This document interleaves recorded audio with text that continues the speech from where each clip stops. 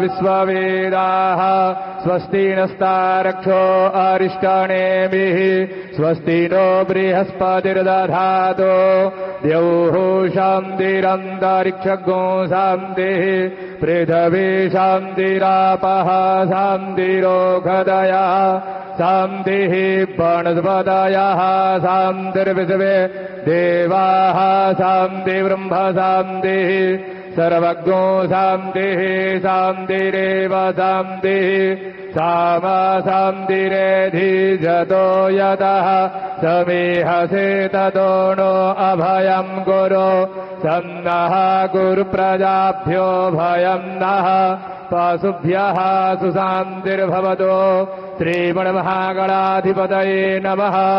विश्वेशं माधवं दुण्डिं दण्डपाणिं च भैरवम् वन्दे काशीं गुहां गंगां भवानी मणिकर्णिकां वक्रतुण्डमहाकाय सूर्यकोटिसमप्रभा निर्विघ्नं कुरु मे देव सर्वकार्येषु सर्वदा विनायकं गुरुं भानुर्ब्रह्म विष्णुर्महेश्वरान् सरस्वती प्रणम्यादौ सर्वकामार्थसिद्धये धर्मकामार्थसिद्धये सिद्धिबुद्धिसहिताय स्वस्ति श्रीमन्महागणाधिपतये नमः।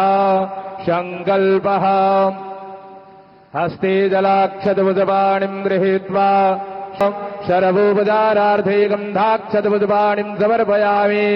ओमिदग्गुं हविः प्रजाननं मे अस्तु दशवीरग्गुं सर्वगणग्गो स्वस्ताय आत्मसनि प्रजासनि पशुसनि लोकसन्न्यभयसनि अग्निः प्रजां बाहुलं मे करोत्वन्नं पयोरेतो अस्मासु दत्ता कर्पूरगौरं करुणावतारं संसारसारं भुजगेन्द्रहारं सदा वसन्तं हृदयारविन्दे भवं भवानी सहितं नमामि।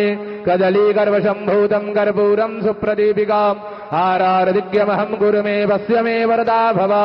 कर्पूरनिराञ्जनं समर्पयामि जलेन शीतलीकरणं पुष्पै देवताभिवन्दनम् आरोग्यार्थे आत्माभिवन्दनं परमात्माभिवन्दनम् आरारदिग्रहणं हस्तौ प्रक्षालनम् मन्त्रपुष्पाञ्जलिः।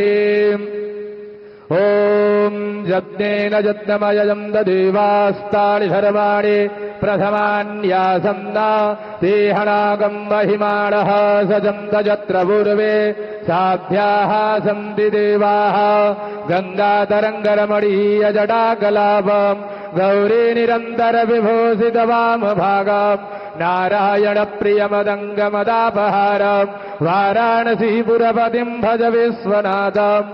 गंगा गंगेति यो ब्रूयात् योजनानां सदैरपि मुच्यते सर्वपापेभ्यो विष्णुलोकं स गच्छति।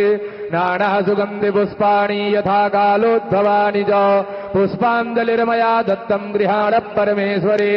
मन्त्रपुष्पाञ्जलिं